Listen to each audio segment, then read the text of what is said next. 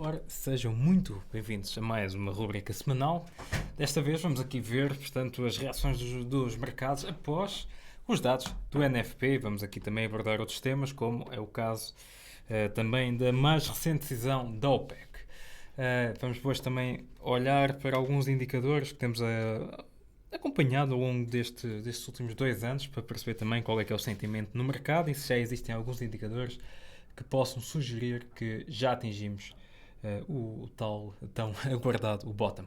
Vamos então aqui, antes de mais, olhar para os dados do NFP, que foram divulgados na sexta-feira passada e que voltaram a mostrar que o mercado laboral se mantém positivo, resiliente e resistente às pressões avançadas pela Fed. Portanto, o tightening ainda não se está a refletir no mercado de trabalho nos Estados Unidos, embora os dados que foram apresentados na sexta-feira tenham apresentado, portanto, a maior redução no crescimento dos empregos dos últimos tempos, mas volta aqui a surpreender positivamente os dados. Portanto, esperava-se que a economia norte-americana tivesse acrescentado 250 mil novos empregos, acrescentou um pouco acima, portanto, cerca de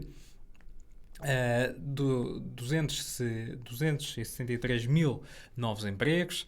É importante aqui também relatar um ponto, é que os dados do ADP estão-se a tornar novamente mais correlacionados com os dados do NFP. Depois dos dados do ADP terem sido revistos, um modelo de ponderação do ADP, a verdade é que parece que a correlação está novamente a voltar. Pelo menos tendo em conta os últimos 2 meses, conseguimos ver que existe aqui uma diferença menor, o que acaba por ser positivo. Portanto, aqui os dados sobre o NFP voltam aqui a preocupar os mercados, uma vez que, portanto, a Fed poderá manter a atual postura agressiva, o tightening poderá intensificar-se ainda mais, com aumentos ainda maiores sobre as taxas de juros para conter a inflação e poderá, inclusive, avançar mesmo com uma redução do balance sheet a um ritmo mais agressivo do que se tem apontado neste momento, dado que o mercado laboral continua a não refletir todas estas pressões.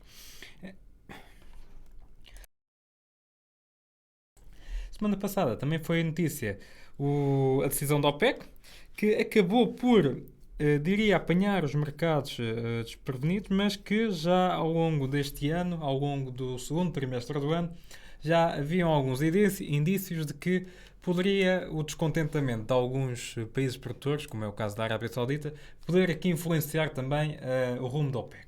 A OPEC avançou então e decidiu diminuir a produção de petróleo, mas decidiu baixar muito mais do que aquilo que se esperava. Portanto, em vez de ser uma redução a apontar para 1 milhão de barris por dia, esta redução irá apontar então para 2 milhões de barris por dia, ao dobro do que se estava à espera. Esta redução é o maior corte desde a pandemia.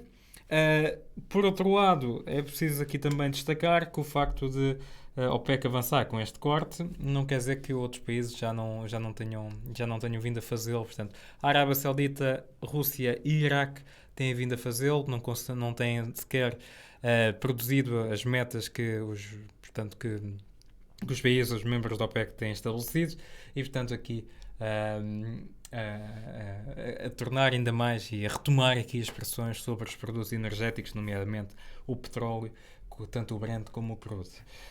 Além de tudo isto, temos ainda o facto de estar quase a terminar a libertação das reservas estratégicas no lado dos Estados Unidos, o que provocaria aqui um déficit no mercado que poderá atingir os cerca de 2 milhões de barris por dia, portanto, agravando ainda mais a situação e que, tendo apenas este cenário em consideração, poderia levar novamente os preços do petróleo acima dos $100, pelo menos no caso do crudo. Portanto, claramente que aqui é um tema a discutir, embora também, e é preciso aqui ter noção que, embora a OPEC esteja aqui a reduzir a oferta, é também importante referir que a procura tem vindo a ser fortemente penalizada e, por isso, este poderá ser outra variável que pesa na equação e que poderá também, de certa maneira, limitar um pouco as subidas dos preços, mas a ver vamos. Outro ponto aqui que é importante de passarmos é então a situação sobre os inventários. Os inventários, mesmo contabilizando com o número de reservas estratégicas, estão em mínimos dos últimos 20 anos e, portanto, aqui estes dados acabam por não ajudar em nada. também este cenário de baixa que há muitos, e quase todos nós desejamos, não é? Que os preços do petróleo possam registrar. Portanto, aqui acabam por, na verdade, até criar algumas pressões de alta, dado aqui este fator. Outro tema aqui que é em destaque é, portanto, aqui a situação nos semicondutores. Depois da AMD ter apresentado os seus resultados preliminares, houve aqui algumas red flags que se levantaram. Antes de irmos à questão da AMD, portanto, a Samsung, a maior fabricante mundial de chips, reportou também uma queda de 32% dos rendimentos operacionais. Outras empresas gigantes no setor, como a Microcon, apresentou também uma queda nas receitas e anunciou que, possivelmente, o atual trimestre, a empresa deverá registar receitas inferiores a $1.000 milhões. Portanto, isto poderia representar uma queda de 20% em termos homólogos. A AMD também, portanto, os dados preliminares apontaram para uma revisão em baixa dos últimos dados, aliás, bastante em baixa dos últimos dados, sinalizando que alguns pontos críticos e podendo aqui agravar ainda mais as projeções agora para os resultados trimestrais. Portanto, as earnings, a temporada de earnings começa já amanhã, na quarta-feira, com os principais bancos norte-americanos a apresentar os seus resultados, mas aqui as tecnológicas naturalmente são aquelas empresas que continuam a estar também no foco dos investidores. Não obstante, os bancos é sempre importante, aliás, mais do que nunca nesta altura é fundamental vermos aqui os resultados dos bancos, mas também o setor tecnológico, portanto aqui certamente que deverá voltar a ficar aqui bastante frágil. E se já vimos como é que as ações da AMD reagiram após os dados preliminares, após a publicação desses dados, então, portanto, deve-se expectativas para que a volatilidade retome a níveis bastante elevados, poderá aqui aumentar quando forem então conhecidos os dados. Olhando aqui para vários indicadores para percebermos se estamos ou não próximos então do bottom. Ora, pegando aqui neste indicador que acaba por medir aqui o sentimento dos investidores através do inquérito, conseguimos ver, portanto, que segundo o inquérito, que o sentimento dos investidores encontra-se aqui em mínimos desde de início de 2009, portanto aqui em níveis francamente baixos, portanto aqui a refletir-se também a conjuntura atual. No entanto, se vamos aqui a ver, aliás, peço desculpa, conseguimos ver aqui no gráfico em baixo, portanto que estamos mesmo em níveis mínimos que normalmente traduzem-se em recuperação. No entanto, se olharmos aqui para outros indicadores, conseguimos ver que nem tudo é assim.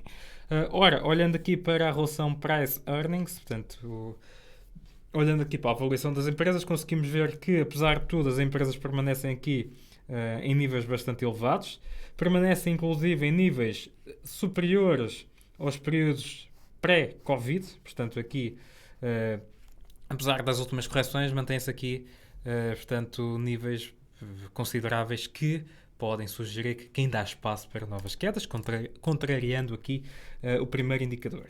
Olhando para o Price Earnings, juntando o desvio padrão, conseguimos ver que também, em comparação aqui, tendo aqui como referência a média dos 5 anos, estamos apenas um ponto abaixo da média, portanto até agora nenhum ponto que poderá aqui desencadear aqui algum tipo de red flag, e poderá haver espaço aqui para eventualmente uma queda um pouco maior, ou pelo menos aqui um período de drawdown um pouco maior.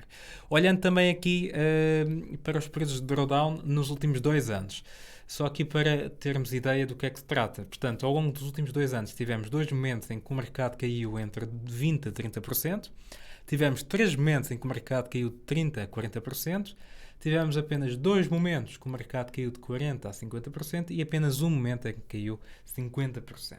Portanto, aqui, apesar de ser apenas em termos estatísticos, portanto, medimos aqui apenas o comportamento do mercado nos últimos 2 anos, a verdade é que estes dados, portanto, mostram-nos aqui pelo menos um outlook geral.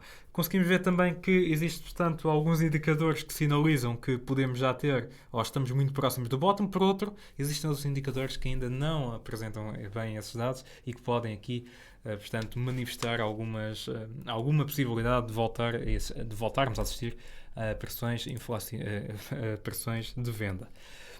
Para esta semana, vamos então aqui ter dados francamente importantes. Vamos ter amanhã, quarta-feira, as minutas da última reunião da FOMC. Vamos ter também o PPI, portanto, o Índice de Preço ao Produtor, que serve para medir a inflação nos Estados Unidos, portanto, na quarta-feira. Na quinta-feira, vamos ter o tão aguardado CPI. Recordo aqui que os dados sobre a inflação.